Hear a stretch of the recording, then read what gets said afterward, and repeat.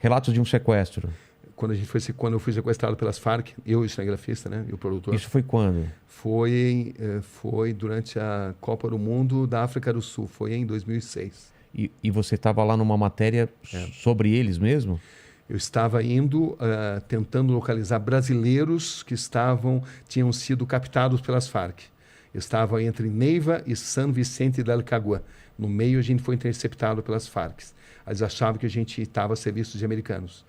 E nos sequestraram, prenderam todos os nossos equipamentos. E ficamos 2 dias com eles, onde tive acesso a tudo, a maneira deles de pensar, a mentalidade, enfim, só que a gente não pôde... Não podia registrar. A gente registrou quando eles se aproximam e prendem nosso equipamento. Isso está filmado, está registrado. Tá. Mas depois foi através de um relato meu, do cinegrafista e do produtor. Isso chama-se Relatos de um Sequestro. Uma experiência incrível, porque pudemos observar... Então, eles eram, a partir do momento que eles passam a confiar no começo, eles eram muito agressivos. Botaram a gente num caminhão de porcos e muito agressivos, achavam que iam nos fuzilar. Depois que eles checaram que a gente não era enviado de americanos e checaram a minha história, que eu era jornalista brasileiro e tal, né? Eles passaram a nos tratar muito bem.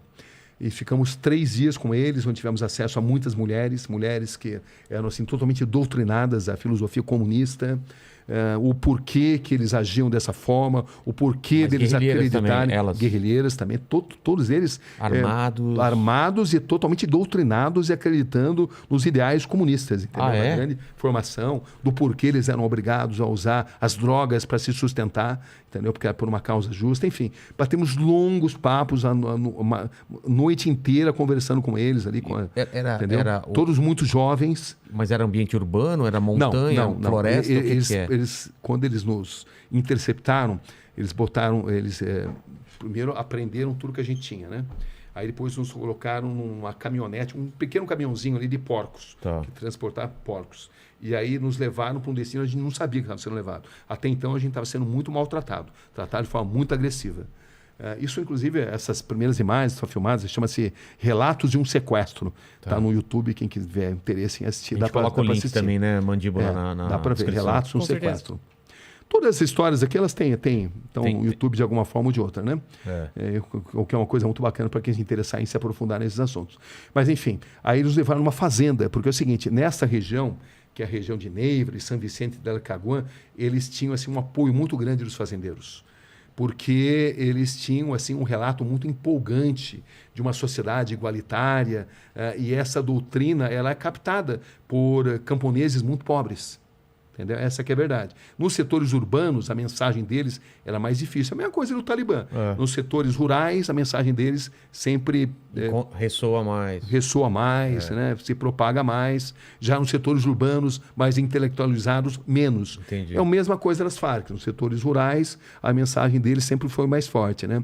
Então, eles eram acolhidos nessas fazendas. Eles eram alimentados e a gente ficou nessa fazenda onde eles mataram ali um carneiro e se alimentaram e foram tratados como reis, e onde nós passamos a noite inteira conversando com eles ali. Foi uma conversa inesquecível que está muito relatada em detalhes. O que eu não lembrei, o cinegrafista lembrou, o produtor lembrou, então ficou o Thiago Bruniera e o Daniel Vicente, né? A gente estava em 3 ali. E quando soltam vocês... Quando eles já sabiam que a gente não era agentes da CIA, infiltrados, então eles passaram a nos tratar bem. Chegaram até a dizer, em algum momento você pode voltar aqui, entendeu? Mas isso nunca chegou a acontecer. Então, você vê como é que é, né?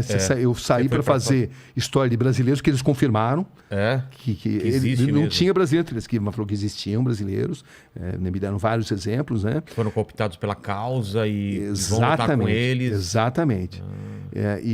Enfim, foi uma conversa inesquecível, né? Mas também me impressionou muito o grau de alienação, como eles eram assim, manipulados. Tinham um conhecimento geral muito pouco do que acontecia no Brasil, do que acontecia no mundo, porque eles eram muito manipulados intelectualmente.